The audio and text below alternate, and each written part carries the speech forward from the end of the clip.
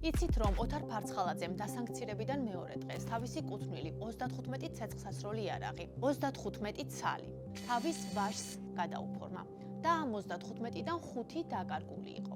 ოთარ ფარცხალაძის დაკარგული იარაღის გადაფორმების ისტორია პირველად სასამართლოში წყნეთის პოლიციის ყოფილმა უფროსმა დიმიტრი ქვაჭრელიშვილმა მოხდა.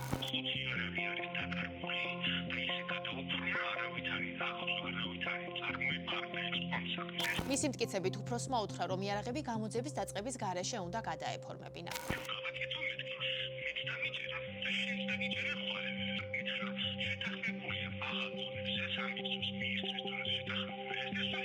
ამბობს, რომ უარი თქვა, თუმცა ეს დავალება მის ნაცვლად სხვამ შეასრულა. იმ დროს, როცა დიმიტრი ქვაჭრელიშვილი ამ ამბავს პირველად ამხელსის, სასამართლოშია ბრალდებული სტატუსით. წყნეთის პოლიციის ყოფილი უფროსი უფლებამოსილების გადამეტების საქმეზე დააკავეს და გაასამართლეს კიდეც. ის 15 წლითაა დაპატიმრებული. რატომ იყო ფარცხალაძის დაკარგულ იარაღზე გამოძიების დაწყება მნიშვნელოვანი? დაკარგულ იარაღზე გამოძიება აუცილებელია, რადგან პოლიცია ვალდებულია გადაამოწმოს, ხომ არ არის ამ იარაღით დანაშაული ჩადენილი. ამის შესაძლებლობას კი ბალისტიკური მონაცემები იძლევა, რომელიც იარაღის რეგისტრაციისას სავალდებულოდ ინახება შინაგან საქმეთა სამინისტროს ბაზაში. რატომ ინახება ბალისტიკური მონაცემები?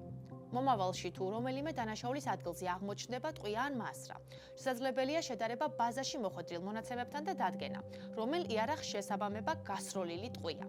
ფარცხალაძის იარაღის საკითხი განსაკუთრებულ ინტერესს იწვევს იმ ფონზე, რომ მას 2025 წლის 29 დეკემბერს დაუსწრებლად წარუდგინეს ბრალი ლევან ჯანგველაძის მკვლელობის დაკვეთაში.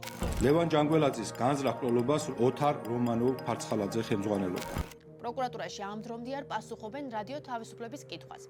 იძიებენ თუ არა ფარცხალაძის დაკარგული და გამოძიების გარეშე ჩამოწერილი იარაღის ამბავს. თუ გაინტერესებთ კიდევ რა სხვება წყნეთის პოლიციის ყოფილი უფროსი ფარცხალაძის იარაღზე, წაიკითხეთ რადიო თავისუფლების მიერ მომზადებული სტატია.